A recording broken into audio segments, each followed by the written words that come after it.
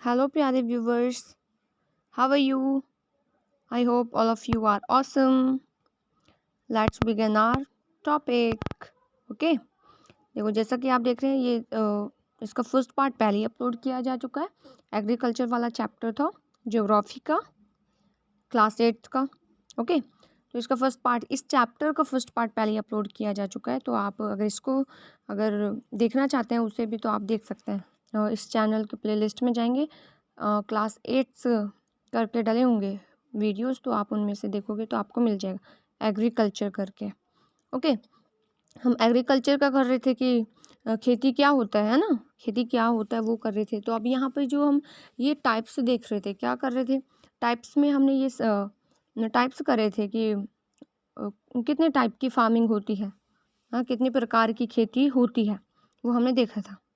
Okay, अब यहाँ पे आगे हम देखने वाले हैं कि अब कौन कौन सी, अब इनको ये जो 2 पॉइंट्स है वो पहले भी हो गए थे, लेकिन हम इनको दोबारा से कर रहे हैं यहाँ से, फिर ताकि वो एक कंटिन्यूशन में आ जाए। ओके, फर्स्ट टाइप की जो फार्मिंग होती है वो होती है सबसिस्टेंट फार्मिंग।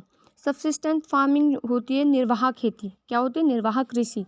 निर्वाह कृषि देखो उस कृषि को कहते हैं, या सबसिस्टेंट फार्मिंग उस फार्मिंग को बोला जाता है जो पुराने टाइम से, हाँ, जो मतलब देखो एक निर्वाह खेती होता है कि भाई निर्वाह के लिए, जीवन निर्वाह के लिए जो खेती करी जाती है कि भाई हमने कोई खेत है, खेत में जो भी चीज़ें उगाई हैं सिर्फ हम उनका अपने पर्सनल लेवल पर यूज़ करने वाले हैं, मतलब अपने घर में उसका यूज़ करके अपना जीवन यापन करने वाले हैं, वो होती है सबसिस्टेंट फार्मिंग। ओके, जैसा कि यहाँ पर लिखा भी है, आप देखोगे तो वही चीज़ें हैं।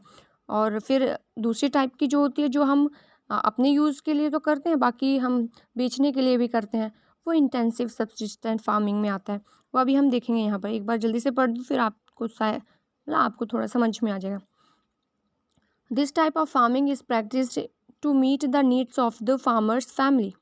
ओके, मतलब जो फार्मर की फैमिली को ज़रूरतें हैं, उनकी जो ज़रूरतें हैं उनको पूरा करने के लिए की जाती है, वो सबसिस्टेंट फार्मिंग होती है। Traditionally low level of technology and households labour are used to produce on small output. मतलब पहले के टाइम पे क्या होता था, पहले के टाइम पे वो थोड़ी ना आज के टाइम की तरह मशीनरीज थोड़ी ना होती थी। पहले अगर आपने कभी जैसे अपने बड़ों से पूछते हैं, या आपने कभी देखा भी होगा, चीज़ों को ऑब्जर्व करा होगा चीज़ें, तो पहले के टाइम पर या कहीं पढ़ा होगा, पहले के टाइम पर जो खेती है वो घर के लोग ही करते थे। और जैसे आज के टाइम पे ट्रैक्टर वगैरह हैं, उनसे जुताई कर लेते हैं खेतों की, और कटाई के लिए भी नई तरीके की मशीनरीज हैं, है ना। लेकिन पहले के टाइम पे ऐसा नहीं होता था, समझ रहे हो। और जैसे और पानी निकालने के लिए आजकल ट्वेल्व वगैरह सब सीवर कर देते हैं, जिससे पानी पूरा मतलब खेतों में चला जाता है। हाँ, ज़्यादा मेहनत नहीं लगती।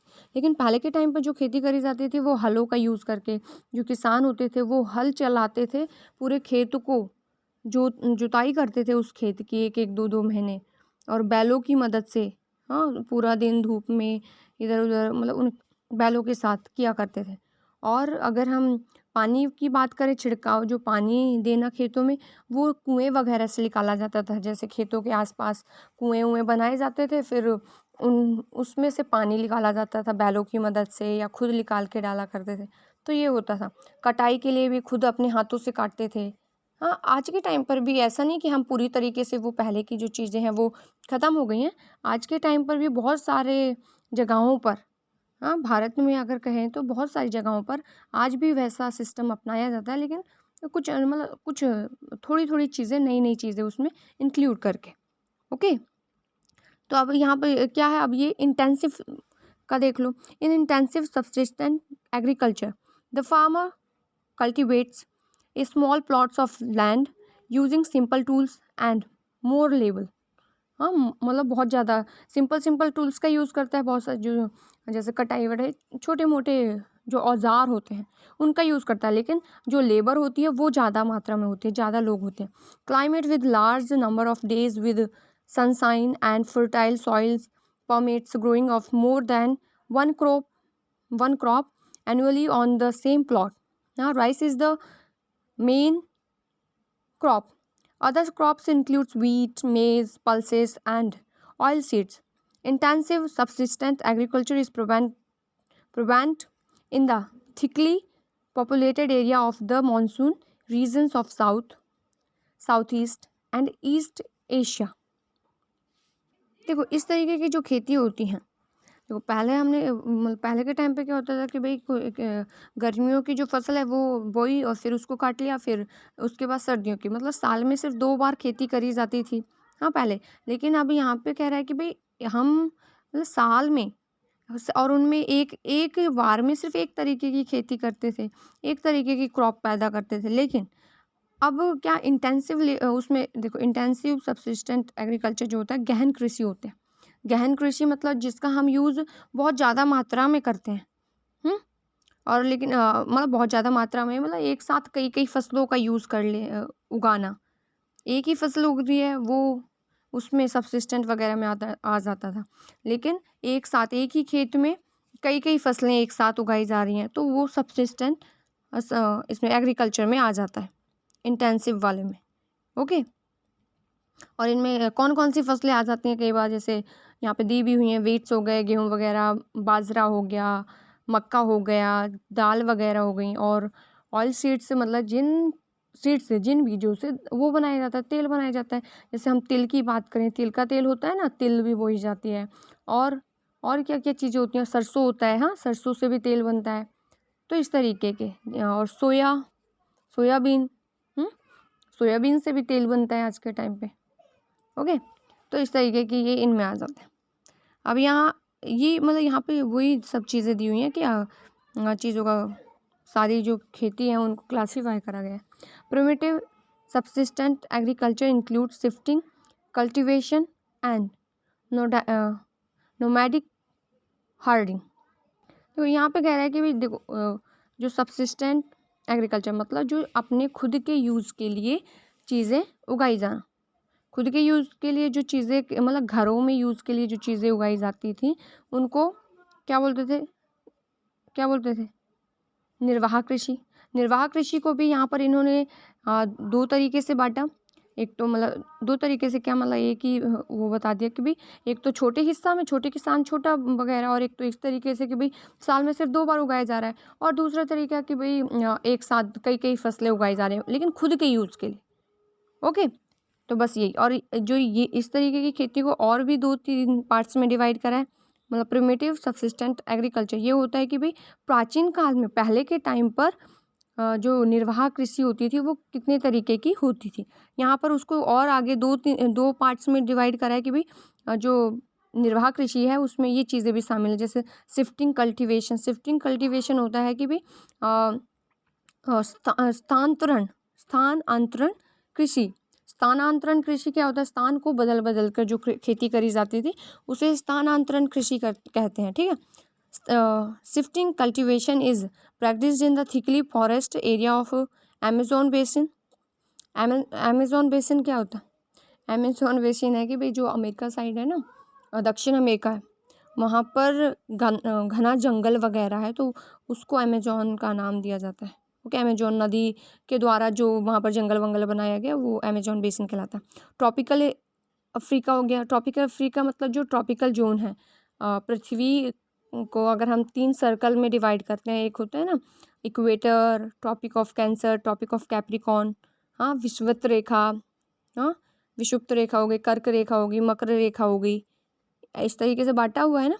तो ये जो वो मकर रेखा से कर्क रेखा वाला जो सिस्टम है, उनके बीच का जो, और बीच में विषुप्त रेखा, उस एरिया को, जो तीनों के बीच का जो एरिया है, हाँ, दोनों वाला जो दो रेखा है, मकर और कर्क रेखा के बीच का जो एरिया है, उसे बोला जाता है ट्रॉपिकल जोन।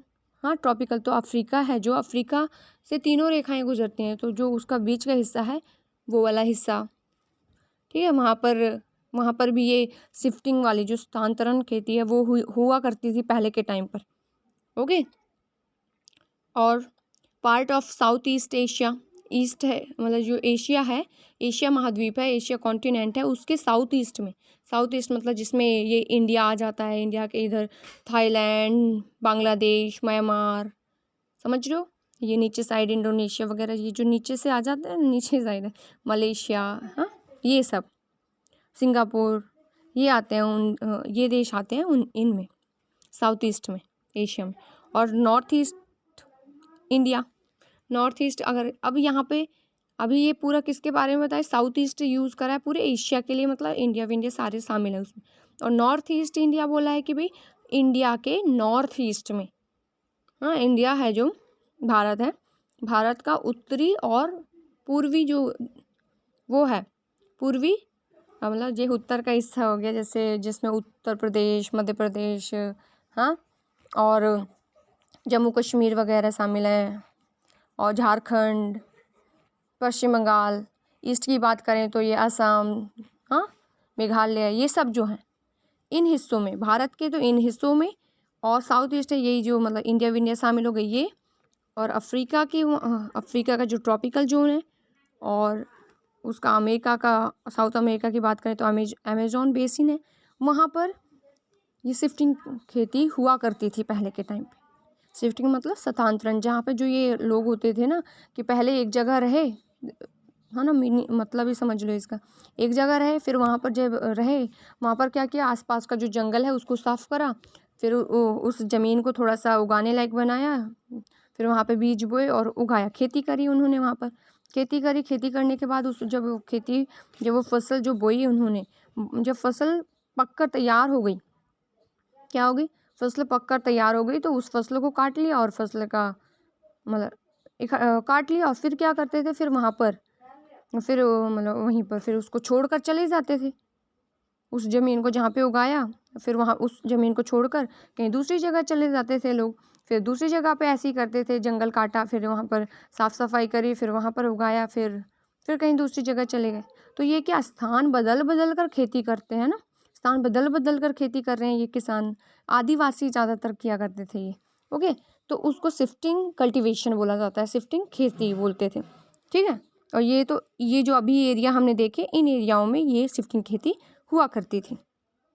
ओके, देखो अभी यही सब है, अब मतलब मेन समझना था। अब नोमैडिक हर्डिंग मतलब जैसे पशुपालन होता है ना, तो उस तरीके की चीज़ें। अब देखो यहाँ पर ये देख लें, इस practice in the semi arid and arid region of Sahara रेगिस्तान, सुना है ये अफ्रीका में है। देखो अगर इसकी वैसे भी बात करें ना, अलग से भी बात करें, तो ये मतलब खेती नहीं है एक तरीके से, अगर इसको देखें तो ये खेती का पार्ट नहीं है, लेकिन पशुपालन ये प्राइमरी सेक्टर में आ जाते हैं, तो उसकी वजह से क्यों, देखो यहाँ पे देखो सहारा हो गया है ना, Central Asia and some part of India like Rajasthan and Jammu Kashmir, in this type of farming herdsmen move from place to place with their animals for fodder and water along defined routes. This type of movements arises in response to climatic constraint and terrains. Sheep वगैरह हो गई हैं, camel, yak and goats are most commonly reared. They provide milk, meat, wool, hides and other products to the herders and their family. मतलब यहाँ पे कह रहे हैं कि इसमें ज़्यादा कुछ मतलब इसमें खेती से रिलेटेड तो ज़्यादा चीज़ें हैं नहीं, बस इसमें ये होता था कि जो पहले के लोग हैं वो क्या करते थे, वो मतलब जो जो पशुपालन करते थे ना, पशुपालक जो होते थे, वो अपने जानवरों को लेकर एक जगह से दूसरी जगह मूव करते रहते थे। हाँ, तो जानवरों को लेकर एक जगह से दूसरी जगह जाना, फिर वहाँ पर रहना, मतलब अभी ये मतलब वैसे एक्सप्लेन करूँगी आपको समझ में आ जाएगा। तो उसी को ही ये नोमैडिक हर्डिंग बोलते थे। देखो हर्डिंग मतलब होता है कि पालना वगैरह है, पालना जो होते हैं ना, ये जानवरों को पालना, उसे हर्डिंग बोल देते हैं, ठीक है। देखो जैसे जानवरों को क्यों वो एक जगह से दूसरी जगह लेकर जाते थे, क्योंकि जैसे जानवर होते थे उनके पास एक जगह रहे जहाँ पे बहुत ज़्यादा हरियाली वगैरह होती थी, वहाँ पे वो रहे, कुछ टाइम पे रहते थे, तो उनके जो जानवर होते थे वो वहाँ पर जो होने वाली घास वास हो गई, हाँ जो भी उनके जो जानवर खाया करते थे, घास पेड़ पौधे जो भी है, तो वो वहाँ पर रहते थे और उनके जानवर उस चीज़ को चरा करते थे। फिर जब वहाँ की जो खेती है या हरियाली है जो वो ख़त्म हो जाती थी, मतलब क्योंकि जानवर चरते रहते थे, तो वहाँ की जो हरियाली है वो ख़त्म हो जाती थी, जानवरों के रहने के मतलब जानवरों के खाने के लिए वहाँ पे फिर ज़्यादा हरियाली नहीं रह जाती थी, तो उसकी वजह से जो वो किसान होते थे उनको अपने जानवरों को लेकर दूसरी जगह चले जाते थे जहाँ पर हरियाली होती थी, है ना, फिर वहाँ पर रहे, फिर वापस से उधर ही आ गए जहाँ पर पहले रहा करते थे, अगर उन्हें, क्योंकि वो टाइम के अकॉर्डिंग, क्योंकि देखते हैं ना कि कहीं पर एक क्लाइमेट होता है जहाँ पे बहुत ज़्यादा हरियाली होती है, फिर उसी क्लाइमेट में दूसरी जगह हरियाली नहीं होती है ना, समय के अकॉर्डिंग और उसके वातावरण के अकॉर्डिंग अलग अलग जगह पे अलग अलग तरीके की वनस्पति वगैरह वो होती रहती है। हाँ, एक जगह हरियाली रहती है, एक जगह सूखा पड़ा रहता है। हाँ, फिर जब मौसम चेंज होता है तो उधर हरियाली हो जाती है, दूसरी जगह सूखा सा हो जाता है। हाँ, होता है ना ये। तो तो उस मौसम के अकॉर्डिंग ये अपने जानवरों को लेकर इधर से उधर जाया करते थे और उनके जानवर से क्या उन्हें देते थे, जानवरों से वो चीज़ें प्राप्त करते थे और फिर उनका उन्हें बेचा करते थे, फिर उससे अपना निर्वाह करते थे। जैसे घी वगैरह, दूध हो गया, घी, ऊन वगैरह हो गया। हाँ, इसका ये कभी अपने यूज़ में भी ले लेते थे और बेचकर थोड़ा बहुत जैसे जो चीज़ें, हाँ, कुछ लिया, कमाया, फिर उससे भी अपना निर्वाह करते थे। तो ये हो गया, ये प्राचीन काल में ये चीज़ें की जाती थी और ये किसका हिस्सा है, निर्वाह, कि भाई जीवन यापन के लिए किस तरीके की खेती होती थी। ओके, शिफ्टिंग कल्टीवेशन पहले के टाइम पर, हाँ, शिफ्टिंग होता था, नोमैडिक हर्डिंग होती थी। ओके, अब नेक्स्ट है कि भाई कॉमर्शियल फार्मिंग। कॉमर्शियल फार्मिंग क्या होती है? कॉमर्शियल फार्मिंग मीन्स वाणिज्य खेती। वाणिज्य खेती क्या होती है? वाणिज्य खेती मतलब जो खेती, हाँ, जो मतलब जिन फसलों का हम वो करते हैं, जो फसलें हम उगाते हैं लेकिन किस लिए, बेचने के लिए। हाँ, बेचकर फैक्ट्रियों को जो बेची जाती हैं चीज़ें, वो कमर्शियल फार्मिंग में आता है। In commercial farming crops are grown and animals are reared. फसलों को उगाया जाता है और जानवरों को पाला जाता है। क्यों? For sale in market. क्या करने के लिए? सेल करने के लिए, क्या, मार्केट में, बाजार में बेचने के लिए इनको फसलें उगाई जाती हैं और जानवर पाले जाते हैं। किसमें? किसके अंदर? कमर्शियल फार्मिंग के अंदर। ठीक है। The area cultivated and the amount of capital used in is large. इसमें जो पैसा यूज़ होता है, बहुत ज़्यादा एरिया में ये चीज़ें उगाई जाती हैं, बेचने के लिए बहुत ज़्यादा एरिया चाहिए होता है और इसमें पैसा भी बहुत ज़्यादा यूज़ होता है। Okay, most of the work is done by machines. इनका जो काम है, इनमें जो काम है, जो बेचने के लिए जो फसलें उगाई जाती हैं, ये इनका जो काम है वो ज़्यादातर किसके द्वारा? मशीनों के द्वारा किया जाता है। ज़मीन ज़्यादा चाहिए, पैसा भी ज़्यादा चाहिए और इनका जो काम है वो मशीनों के द्वारा किया जाता है। Okay, commercial farmings includes commercial grain farming, mixed farming and plantation agriculture. इसमें क्या शामिल होता है? इसमें कॉमर्शियल में जो जो चीज़ जैसे ग्रेन वगैरह हो गया, बेचने के लिए जो गेहूँ उगाया जाता है वो हो गया, और भी मिक्स फार्मिंग हो गई, मतलब एक ही साथ अलग अलग तरीके की फसलों को उगाना, लेकिन बड़े बड़े क्षेत्र में उगाना, बहुत बड़ा एरिया में, ताकि उसको बेचा जा सके। और प्लांटेशन एग्रीकल्चर, और मतलब खेती, प्लांट उगाना, प्लांट मतलब पेड़ वगैरह उगाना। किसके लिए? पेड़ उगाएंगे, फिर उनमें जो चीज़ें होंगी उनको हम बेच सकते हैं। फ्रूट्स के पेड़ हो गए, है ना, और भी बहुत सारी चीज़ें होती हैं जिनके प्लांट्स लगते हैं। ये तो पौधे हो गए हैं ना, ये तो खेती हो गई। खेती करना और पेड़, बाग बगीचे जो होते हैं, वो भी एक कॉमर्शियल फार्मिंग होती है। Okay, in commercial farming grain farming crops are grown for commercial purpose. Wheat and maize are common commercially grown grain.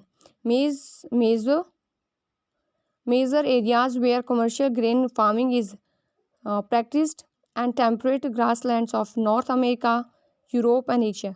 America, Europe और एशिया, ये 3 तरीके के कॉन्टिनेंट हैं जहाँ पर कॉमर्शियल फार्मिंग की जाती है। कॉमर्शियल फार्मिंग बहुत ज़्यादा मात्रा में यहाँ पे उगाया जाता है, लेकिन क्यों?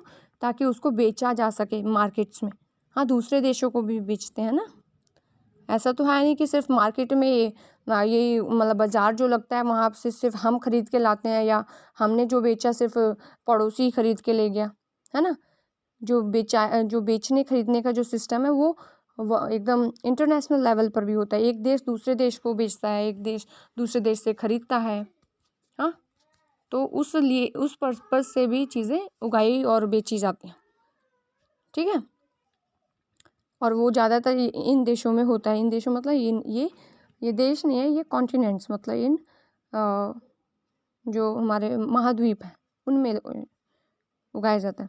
These areas are sparsely populated with large farms spreading over hundreds of मतलब hectares. Severe winters restrict the growing seasons and only a single crops can be grown. मतलब यहाँ पे कह रहा है कि भाई बहुत ज़्यादा एरिया चाहिए होता है, बहुत ज़्यादा एरिया है यहाँ इन क्षेत्रों में। ये जो Asia, Africa, Asia, America, north America, Europe, इनके जो क्षेत्र हैं यहाँ पर जो देश हैं, इन देशों में बहुत ज़्यादा ज़मीन है। वो किस लिए? उगाने के लिए, चीज़ें उगाने के लिए वहाँ पर। ठीक है, तो वहाँ पर बहुत सारी चीज़ें उगाई जाती हैं, लेकिन जैसे बहुत ज़्यादा सर्दी वाला जो एरिया होता है वहाँ पर चीज़ें नहीं उगाई जाती हैं, तो सर्दी उस चीज़ को रोकती है, चीज़ें नहीं उग पाती हैं वहाँ पर। ठीक है। In mixed farmings the land is used for growing food and fodders crops and rearing livestock. Mixed farming में क्या होता है? मिक्स फार्मिंग जैसे कि मिक्स वर्ड, मिक्स करना है ना, एक साथ कई कई फसलें एक साथ उगाना, वो होता है मिक्स फार्मिंग। और इनमें क्या आती हैं चीज़ें, देखो जैसे ये हो गया, it is practised in Europe. ये ज़्यादातर कहाँ करा जाता है? Europe, eastern USA, Argentina, south east Australia, New Zealand, south Africa, ये देशों में ज़्यादातर ये होती है, मिक्स फार्मिंग होती है। जैसे प्लांटेशन में क्या किया जाता है? पेड़ वेड़ उगाए जाते हैं। क्या करे जाते हैं? पेड़ वगैरह। देखो, plantations are a type of commercial farming where single crop of tea मतलब coffee, sugar cane, cashew, rubbers, banana, cotton are grown. Plantation मतलब प्लांटेशन करना, उगाना। क्या चीज़ें? बहुत ज़्यादा एरिया में एक ही तरीके की फसलें उगाना कहलाता है प्लांटेशन करना। जैसे हम वो होते हैं ना, उसकी टी की खेती करी जाती है, चाय की खेती, हाँ, चाय के बागान लगाए जाते हैं, कॉफ़ी के, शुगर केन, हाँ, जो गन्ना वगैरह होता है उसके, और कैश्यू वगैरह। कैश्यू एक तरीके का, वैसे अगर हम देखें तो वो होता है, क्या होता है कैश्यू? वो होते हैं ना वाइट वाइट से जो होते हैं ड्राई फ्रूट्स, काजू। हाँ, काजू को कैश्यू नट्स बोलते हैं, लेकिन अब यहाँ पर अलग मतलब भी हो सकता है, कुछ और भी हो सकता है, ये कैश्यू एग्जैक्ट नहीं पता मुझे। तो कैश्यू मतलब वही, मैंने तो वही सुने अभी तक। रबड़ की खेती भी करी जाती है, बनाना, हाँ, केले वगैरह उगाते हैं, कॉटन की खेती करी जाती है, तो वो सब चीज़ें होती हैं प्लांटेशन करना। ठीक है, उसको फिर बाजार में बेचते भी तो है ना बहुत ज़्यादा। Major plantation are found in the tropical regions of the world, rubber in Malaysia, coffee in Brazil, tea in India and Sri Lanka are some example. और ये चीज़ें देखो, ये क्वेश्चन किस तरीके से पूछा जाएगा कि भाई रबर सबसे ज़्यादा कहाँ उगाया जाता है। और हाँ, जो फर्स्ट लाइन है उसको समझो कि भाई जो ज़्यादातर जो ये प्लांटेशन है वो कौन से एरिया में करी जाती है? ट्रॉपिकल रीजन में होती है। कौन सा है ट्रॉपिकल रीजन? जो ट्रॉपिक ऑफ कैंसर और ट्रॉपिक ऑफ कैप्रिकॉर्न के जो बीच का हिस्सा है ना, बीच का रीजन है। आपने वर्ल्ड का मैप अगर देखा हो, वर्ल्ड का मतलब ग्लोब देखा है ना, ग्लोब देखा है, और ग्लोब में जो ये कर्क रेखा और मकर रेखा के बीच का जो सारे देश हैं, इन देशों को बोला जाता है ट्रॉपिकल रीजन वाले, वर्ल्ड के ट्रॉपिकल रीजन के देश होते हैं वो। ठीक है, इन देशों में ज़्यादातर प्लांटेशन होती है। क्यों? क्योंकि इन देशों में सूर्य की रोशनी ज़्यादा होती है ना, सूरज निकल रहा होता है, और सूरज निकल रहा होता है तो फिर वही भाप वाप का सिस्टम होके फिर वहाँ पर बारिश भी ज़्यादा हो रही होती है।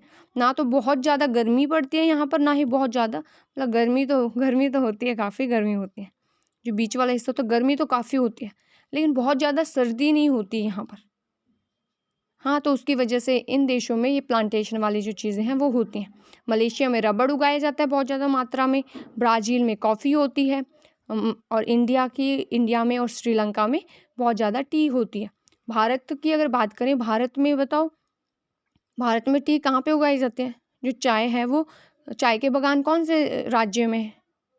भारत में चाय के बागान है असम में, हाँ, और वो जो है ये पश्चिम बंगाल है, उसका ऊपरी हिस्सा दार्जिलिंग नाम की जगह है, वहाँ पर भी बहुत ज़्यादा चाय वगैरह उगाई जाती है भारत में। ओके, हाँ। अब major crops, a large variety of crops are grown to meet the requirements of the growing population. Crops also supply raw materials for agro-based industries. Major food crops are wheat, rice, maize, and millets. Jutes and cotton are fiber crops. Important beverage crops are tea and coffee.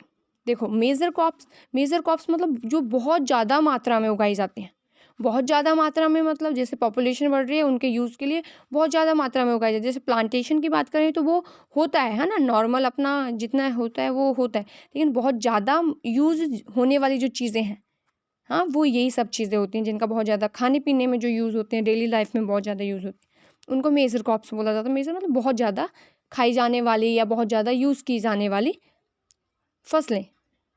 गेहूँ की बात करें, गेहूँ, चावल, इनकी बात करें, ये घरों में क्या रोटियां जो बनती हैं वो इनसे बनती हैं ना, गेहूँ से बनती हैं, तो गेहूँ बहुत ज़्यादा यूज़ होता है।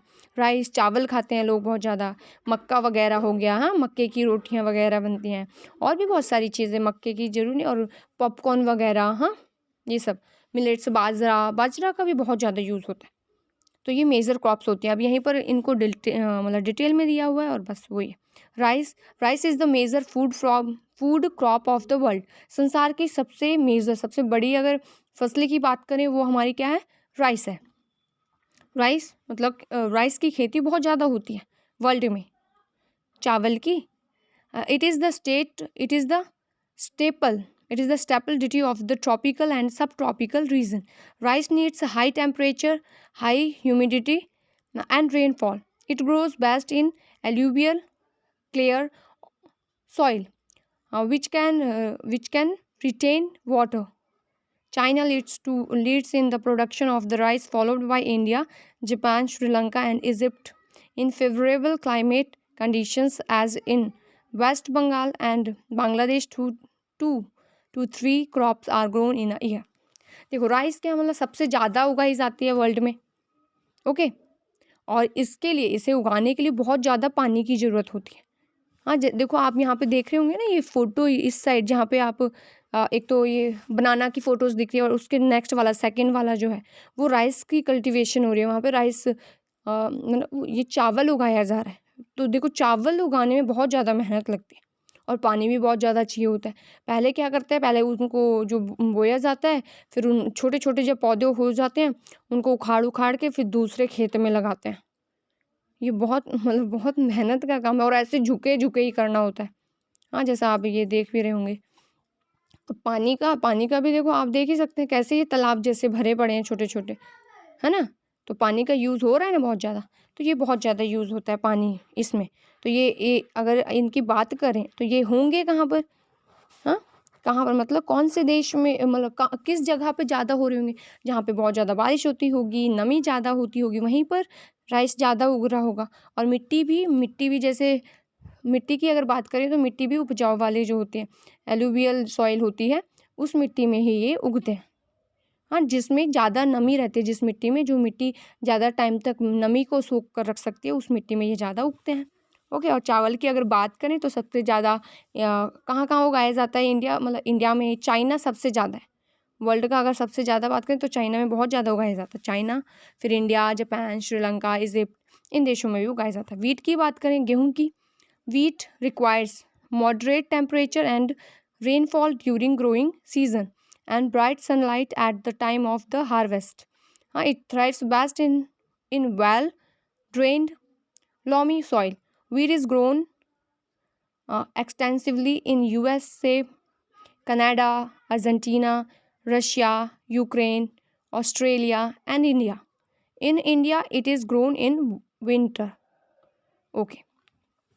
अब गेहूँ की बात करें, गेहूँ के देखो चावल के लिए बहुत ज़्यादा उसकी ज़रूरत होती है, उसके मतलब पानी वानी बहुत ज़्यादा चाहिए होता है। लेकिन इसके लिए क्या, जो गेहूँ है, गेहूँ के लिए मतलब मॉडरेट, मतलब बीच का तापमान भी रहेगा, ना बहुत ज़्यादा गर्मी की ज़रूरत होती है इसके लिए, ना ही बहुत ज़्यादा सर्दी की ज़रूरत होती है ना। पानी भी बहुत ज़्यादा नहीं चाहिए होता, पानी भी बस उस सीज़न में चाहिए होता है इसको, जब वो बढ़ रहा हो।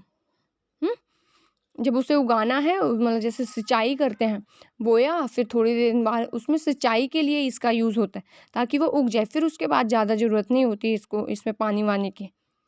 ओके, और ये ज़्यादातर उगाया कहाँ जाता है, यूएसए में, अमेरिका में, USA, United state of America, Canada में, उसके ऊपर ही साइड है कनाडा भी, अर्जेंटीना, है ना, उधर ही है।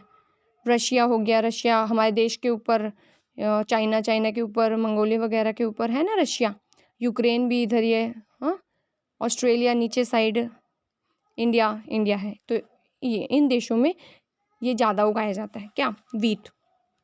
अब मिलेट्स की बात करें, मिलेट्स क्या होता है? बाजरा। हाँ, ये इस साइड फोटो में भी आप देख रहे होंगे। क्या होता है मिलेट्स? बाजरा होता है। They are also known as coarse grains and can be grown on less fertile and sandy soil. It is a hardy crop that needs low rainfall and high to। देखो इसका सिंपली वो है कि भाई जो ये बाजरा है, हाँ, बाजरा को उगाने के लिए ज़्यादा उपजाऊ मिट्टी की ज़रूरत नहीं पड़ती। कम उपजाऊ मिट्टी में तो वहाँ पर भी ये बाजरा आराम से उग जाता है। और सैंडी ऑयल होती है कि भाई जो रेतीली मिट्टी भी होती है ना, वहाँ पर भी ये उग जाता है। और इसके लिए बहुत ज़्यादा बारिश की भी ज़रूरत नहीं होती है ना। लेकिन जो यहाँ पे कह रहा है कि high to moderate temperature and adequate rainfall. यहाँ पे कह रहा है कि भाई जो तापमान है वो भी बीच का ही चाहिए होता है। ज़्यादा तापमान, ज़्यादा रोशनी की भी ज़रूरत नहीं होती सूर्य की, तो बस ये उग जाता है, ठीक है। और रेनफॉल जो ये हो गया क्या, jowar, bajra, ragi are grown in India. Other countries are Nigeria, China and Niger. ये कुछ कंट्रीज़ है। भारत में ये सब चीज़ें उगाई जाती हैं और उसके अलावा ये 3 जो देश हैं उनमें भी ये बाजरा उगाया जाता है। ओके, अब मेज़ की बात करें। मेज़ क्या होता है? मक्का। क्या होता है मेज़? मक्का। ओके। मेज़ रिक्वायर्स मॉडरेट टेम्परेचर, मतलब बीच का टेम्परेचर चाहिए, ना ज़्यादा गर्मी ना ज़्यादा सर्दी। Rainfalls and lots of sunshine. लेकिन बारिश तो काफ़ी चाहिए होती है, बारिश और सनसाइन, सूर्य की रोशनी भी काफ़ी चाहिए होती है। It needs well drained fertile soil. इसमें क्या होना चाहिए? मिट्टी फर्टाइल होनी चाहिए, ओके, जिसमें पानी को सोखा जा सके, पानी सोखने वाली मिट्टी होनी चाहिए। Maize is grown in North America, Brazil, China, Russia, Canada, India, Mexico, इन देशों में ये उगाया जाता है। ओके। कॉटन की बात करें। Cotton requires high temperature, high light rainfalls, 210 frost free days and bright sunshine for its growth. It grows best on black and alluvial soil. China, USA, India, Pakistan, Brazil, Egypt are the leading producer of cotton. It is one of the main raw materials for the cotton textile industry. क्या? जैसे cotton, रुई, हाँ, हमारे भारत में रुई बोलते हैं, रुई, हाँ, क्या क्या जाने कितनी सारी चीज़ें बनती, गद्दे हो गए, हाँ, रुई के वो उसमें सूती के कपड़े भी होते हैं, बहुत सारी चीज़ें होती हैं। तो यहाँ पे कह रहा है कि भाई इसके लिए बहुत ज़्यादा किसके हाई टेम्परेचर मतलब बहुत ज़्यादा सूर्य की रोशनी चाहिए होती है। लेकिन जो बारिश है, बारिश कम चाहिए होती है।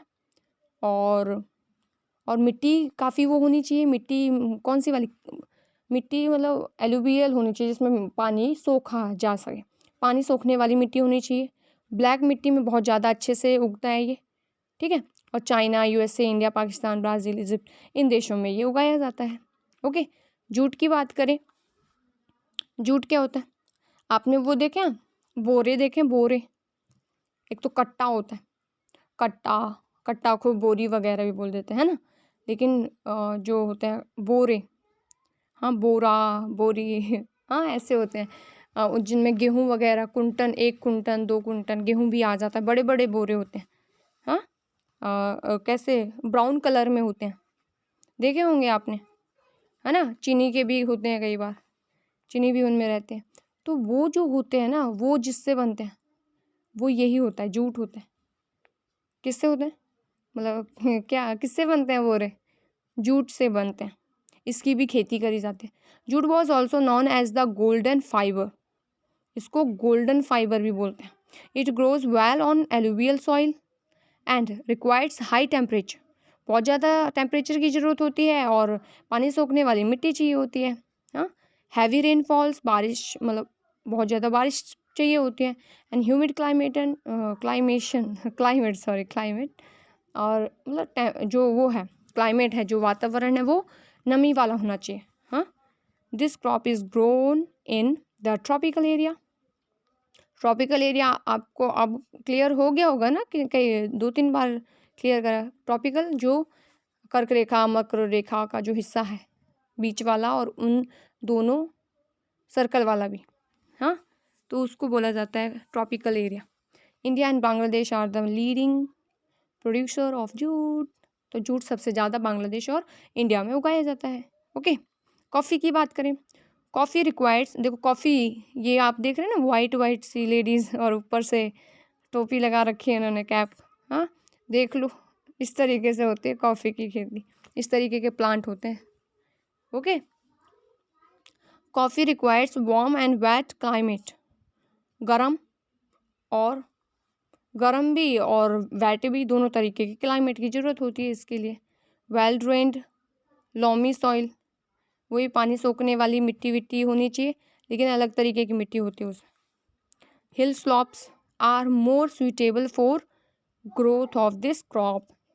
ये क्या होते हैं, जैसे ढलान वाली होते हैं ना, पहाड़ी एरिया जो होता है ढलान वाला, जिससे पानी अगर डालें तो वो बह जाए नीचे को, ज़्यादा टाइम तक ना रुके, है ना, तो वहाँ पर ये कॉफ़ी उगाई जाती है। Brazil is the leading producer followed by Colombia and India. ये यहाँ पर वो करा जाता है, उगाया जाता है, ब्राज़ील में सबसे ज़्यादा उगाया जाता है, लेकिन कोलंबिया और इंडिया भी ऐसे देश हैं जहाँ पर उगाई जाती है। टी की बात करें, T is a beverage crop grown on plantations. This requires cool climate and well distribution, high rainfalls throughout the year for the growth of its tender leaves.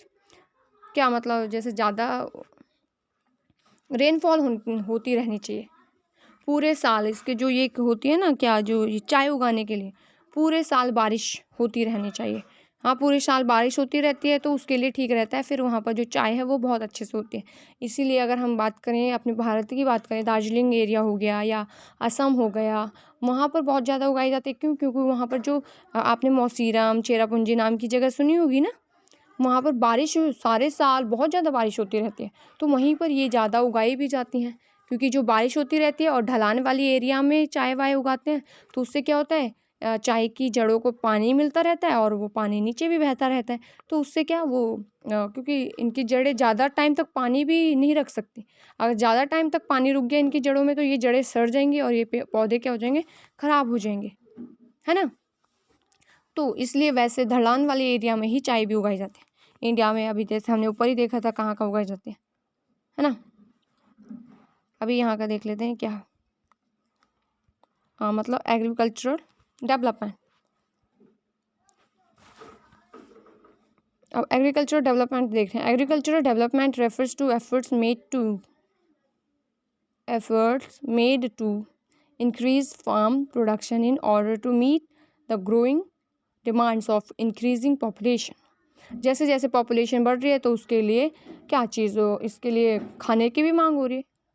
हाँ, पॉपुलेशन बढ़ रही है तो उनके लिए खाना चाहिए तो उगाना भी चले, है ना, उगाना भी पड़ेगा, तो इसलिए उसका डेवलपमेंट करना चाहिए ना। अगर लोग बढ़ रहे हैं, खाना ज़्यादा है, तो उगाना भी फिर ज़्यादा ही पड़ेगा। This can be achieved in many ways such as increasing the cropped area. ये कई तरीके से हम कर सकते हैं कि भाई कैसे बहुत ज़्यादा खाना कैसे उगाएं। पहले तो एरिया बड़ा करना पड़ेगा, जहाँ तुम एक बीघा होता था, 1 बीघा 1 किला, हाँ उसमें उगाते थे, अब उसको बड़ा कर दो, 2 में उगाओ, 10 में उगाओ, 15 में उगाओ, है ना।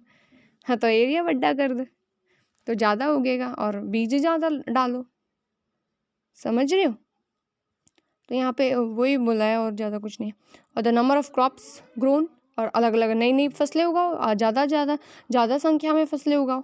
इम्प्रूविंग इरिगेशन फैसिलिटी, सिंचाई वगैरह की जो सिस्टम है उसको इम्प्रूव करो, क्योंकि पहले के टाइम पर जो सिंचाई का सिस्टम है वो उस पर बादल पर निर्भर होता था कि भाई जब प्राकृतिक रूप से बारिश होगी, जब हमारे खेतों की सिंचाई होगी और फसल उगेगी, बस, और उससे बहुत ज़्यादा नुकसान भी हो जाता था किसानों का।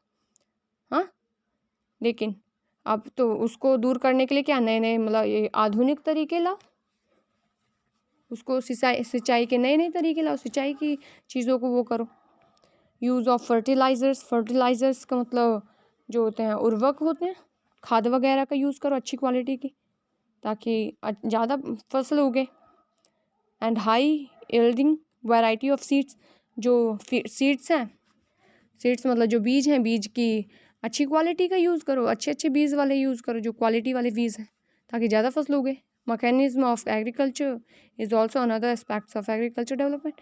और मशीनरीज़ का यूज़ करो, नई नई मशीनरीज लाओ, नई नई टेक्नोलॉजीज़ लाओ, उससे भी खेती का डेवलपमेंट होगा और बहुत ज़्यादा खेती होगी। The climate aim of agricultural development is to increase food security. और क्या होगा इस तरीके से अल्टीमेटली इस तरीके से क्या होगा कि ये सब चीज़ें करने से हमारा जो खेती है, खेती में अपने आप ही बढ़ोतरी होती जाएगी। ओके, तो ये हो गया agriculture has developed at different places in different part of the world. Developing countries with large population usually practice intensive agriculture where crops are grown on small holding mostly for subsistence. Larger holding मतलब देखो इसमें ज़्यादा कुछ नहीं है, आपको main समझ में आ गया ना किस तरीके से हम बढ़ा सकते हैं खेती को, खेती का विकास कैसे कर सकते हैं, तो वो हो गया। अब यहाँ पे जो आगे दे रखा है इंडिया में किस तरीके की खेती होती है। हाँ, ये फार्म इन इंडिया, इंडिया में कैसे होती है। पहले के टाइम पर वही हल वल का यूज़ करके हुआ करती थी, लोग खुद किया करते थे। हाँ, लेकिन अब आज के टाइम पर भी इंडिया में बहुत ज़्यादा जो खेती है वो हाथों मतलब किसान खुद ही करते हैं, मतलब जैसे हल वल का यूज़ करके वैसे किया जाता है। आज भी कई एरिया ऐसे हैं जहाँ पर किया जाता है, लेकिन अब नई नई टेक्नोलॉजीज़ आने लग गई हैं जैसे, तो टेक्नोलॉजीज़ का भी यूज़ होने लग गया है थोड़ा। अब यहाँ पे देखो एक एग्जांपल लेकर ही ये पूरा समझाया है और बस। There is a small village Adilabad in Ghazipur district of Uttar Pradesh. Munna Lal is a small farmer in this village who has farmland of about 1.5 acre. उसके पास 1.5 एकड़ ज़मीन है। किसके पास? मुन्ना लाल के पास। His house is in the main village. उसका जो घर है वो गांव के बीचों बीच है। He purchased a high yielding variety of seeds. उसने बहुत अच्छी क्वालिटी के बीज खरीदे from the market every alternate year. हर साल खरीदता है वो। अल्टरनेट मतलब एक साल छोड़कर एक साल ऐसे। Okay, the land is fertile and he grows at least 2 crops in a year which are normally wheat और राइस एंड परचेस। जो पल्सेस होती हैं ना, दाल होती हैं, वो क्या करता है कि उस खेत में अच्छी क्वालिटी के बीज भी यूज़ करता है। उसकी जो मिट्टी है खेत की वो भी काफ़ी फर्टाइल है। हाँ, और वो उनको उगाता है और एक साथ क्या साल में 2 फसलें उगाता है। क्या? या तो वो दाल चावल हाँ, दाल चावल उगा लेता है। दाल चावल पके पकाए नहीं, खाने का सोचा। दाल अलग से, चावल अलग से। हाँ, चावल जो कच्चे उनको उगाते हैं, और या गेहूँ चावल उगा लेता है, कुछ भी उगा लेते हैं।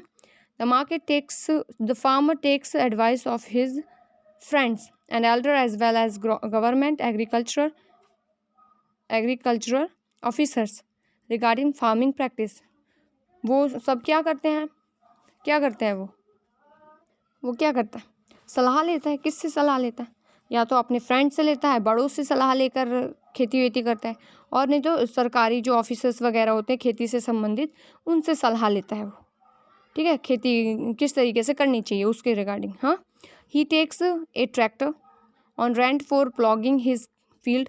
उसने क्या वो ट्रैक्टर लेता है खेत की जुताई के लिए। और फिर क्या करते हैं? Some of his friends still use traditional methods of using bullock for ploughing. लेकिन उसके जो फ्रेंड हैं अब भी क्या वही पुराना सिस्टम अपना के चलते हैं, वही हल चला के जुताई करने का, लेकिन उसने ट्रैक्टर ले लिया। Some of his friends still use traditional method of, अच्छा ये मतलब जो बैल से करी जाती थी वही सब। There is a tubewell in the nearby field which he takes on rent to irrigate his field. और आसपास क्या था? वो था क्या 12 था जो उसने रेंट पर ले लिया और उससे फिर वो सिंचाई अपने खेत की कर रहा था। ठीक है, लेकिन Munna Lal also have 2 buffaloes and few hens. उसके पास कुछ बुफेलोज भी हैं। बुफेलोज मतलब उसके पास कुछ भैंसे भी हैं और कुछ वो भी हैं, मुर्गियाँ भी हैं। He sells milk in the cooperative store location in the nearby town. और वो उनका जो दूध है, भैंसों का दूध, वही शहर के कुछ एरिया है वहाँ पर जाकर बेची जाता है। और he is a number of, मतलब वही अगर उनकी बात करें, मुर्गियों की बात करें, वो अंडे देते हैं तो अंडे बेच देता है और क्या। He is a member of the corporative society which also advise him on the type of fodder for his animals, safety measures to protect the health of the livestock, and artificial insemination।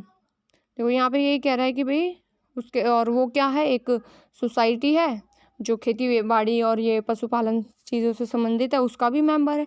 तो वहाँ से उसे सलाह मिल जाती है कि अपने जानवरों को, अपने जो उसके एनिमल वगैरह हैं या उसके मतलब हैन वगैरह हैं, हाँ, उनको सही से कैसे रखे, उनको बीमारी से कैसे बचाए, हाँ, उनको प्रोटेक्ट कैसे करे।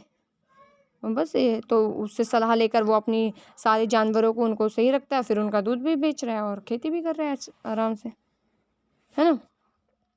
फिर all the members of the family help him in various farm activities. जो मेंबर हैं फैमिली के वो सारे हेल्प करते हैं उसके। Sometimes he takes credit from a bank of the agriculture cooperative society for to buy HYV seeds and implements. मतलब क्या, वो बैंक से कभी कभार लोन भी ले लेता है, ठीक है, लोन लेकर भी खेती करता है, लोन लेकर बीज खरीद लाता है या उसका यूज़ कर लेता है खेती में, तो लोन लेने का भी सिस्टम करता है कभी कभार। He sells his produce in the mandi. वो मंडी में अपना जो उगाता है वो बेच देता है मंडी में जाके। Located in the nearby town, जो कि वहीं टाउन वाउन में है। Some since majority of the farmers do not have lack storage facility, they are forced to sell the produce even when the market is not favorable to them. In recent year the government has taken some step to develop storage facility। देखो इसका simply मतलब हुआ कि देखो पहले जो होता था वो होता था, लेकिन आज के टाइम पे ये जो मुन्ना लाल है, मुन्ना लाल को लेकर क्या बताया गया, मुन्ना लाल के जरिए चीज़ें आज के टाइम पर भारत में फार्मिंग से रिलेटेड किस तरीके की कंडीशन है वो बताई गई हैं। कि अब जो लोग हैं ट्रैक्टर वगैरह, हाँ, गवर्नमेंट के द्वारा सोसाइटीज़ बनाई हुई हैं, मेंबर्स, गवर्नमेंट मेंबर्स भी अपॉइंट करे गए हैं ताकि किसानों की मदद करें वो, हाँ। बैंक की सुविधाएं भी लोग किसान लेते हैं आज के टाइम पे। लेकिन यहाँ पे मंडी का बताया कि भाई जो किसान है वो उगा तो लेता है, हाँ, लेकिन उसको बेचने के लिए बेचना ही पड़ता, मंडी में जाता है, क्योंकि उनके पास स्टोरेज के लिए वो नहीं होता, प्लेस नहीं होता जहाँ पे वो सारी अपनी फसलों को इकट्ठा करके रख सकें, सुरक्षित रख सकें। तो ऐसी जगह ना होने के कारण उन्हें मंडी में जितने का बिचता है, जितने मतलब उन्हें देना ही पड़ता है, भले ही वो कम का बिच रहा है। तो बस इस तरीके की समस्याएं हैं थोड़ी बहुत, और सॉल्व हो रही हैं, बस ये बोला है।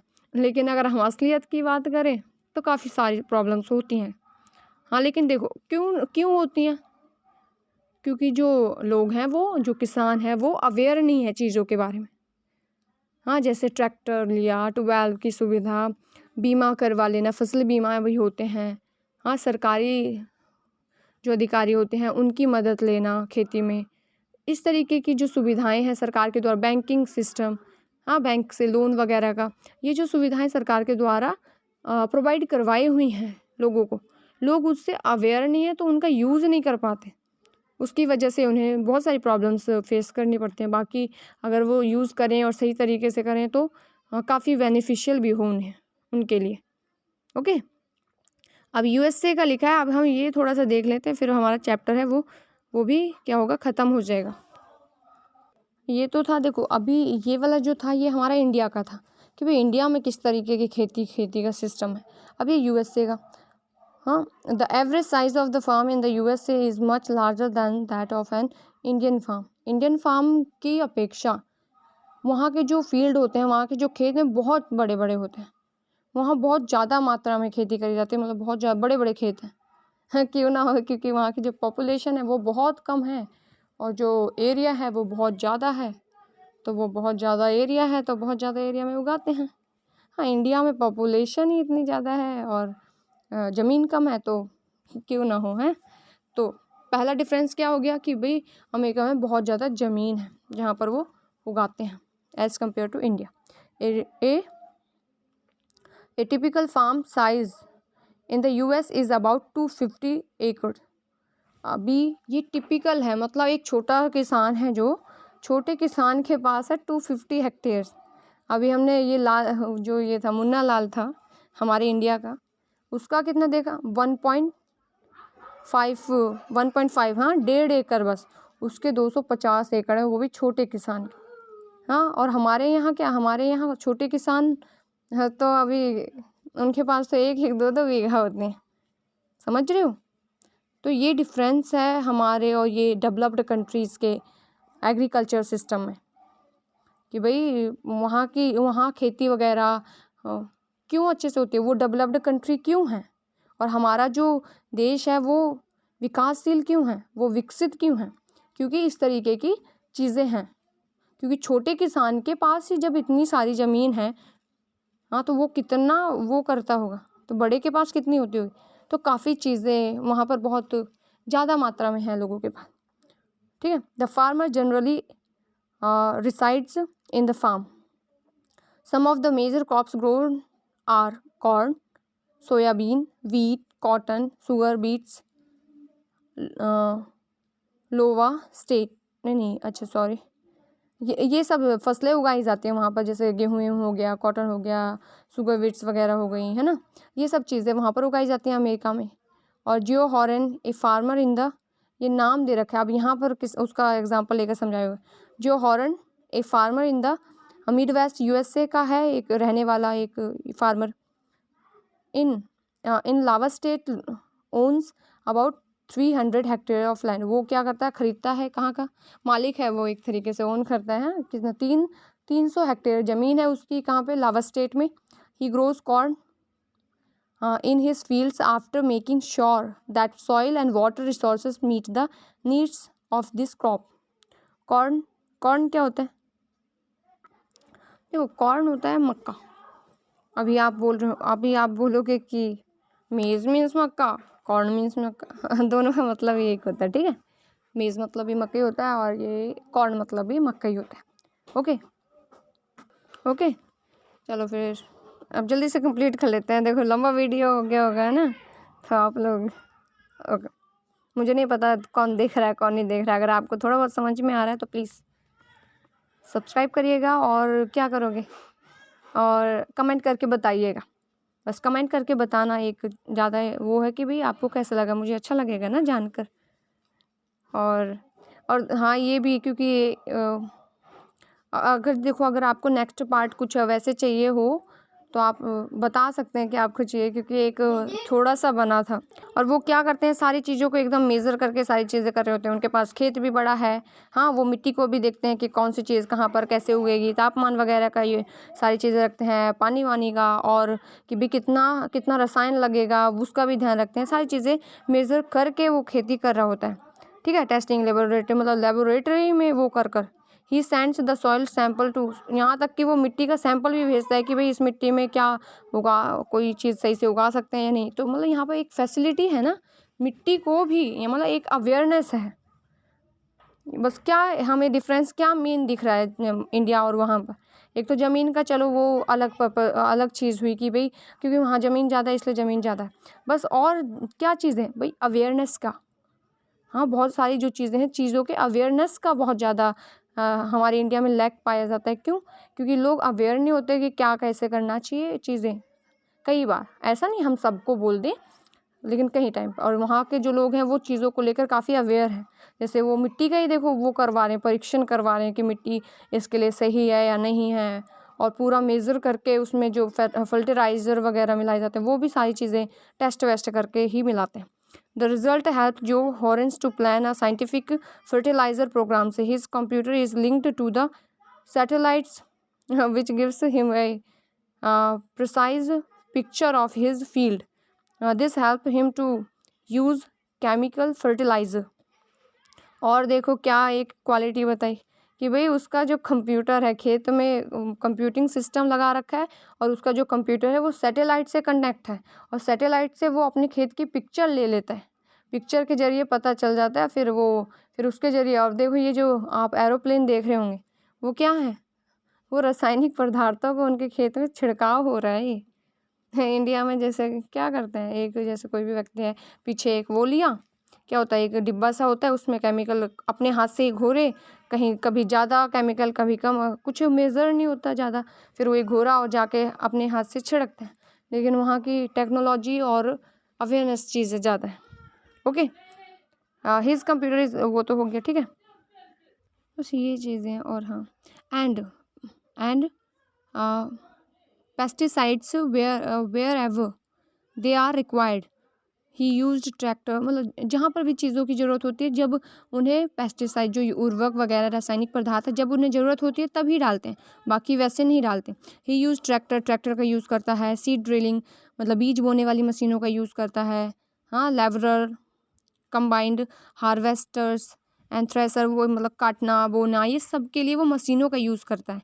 हाँ, वेरियस एग्रीकल्चर ऑपरेशंस करता है, मतलब वही सब मशीनों का यूज़ करता है। A grain are stored in the automated grain storage, और मतलब वही उसके पास क्या है, उसके पास स्टोरेज के लिए भी जगह है।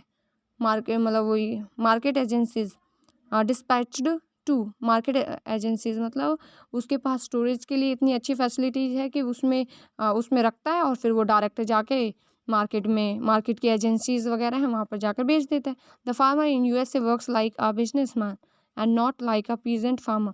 वहाँ के जो किसान है वो एक बिजनेसमैन की तरह काम करते हैं, ना कि एक किसान की तरह। और हमारे इंडिया में किसान ही है और बिजनेसमैन लूटते रहते हैं उन्हें, हाँ, क्योंकि अवेयरनेस नहीं होती और थोड़ा बस वही सब चीज़ें।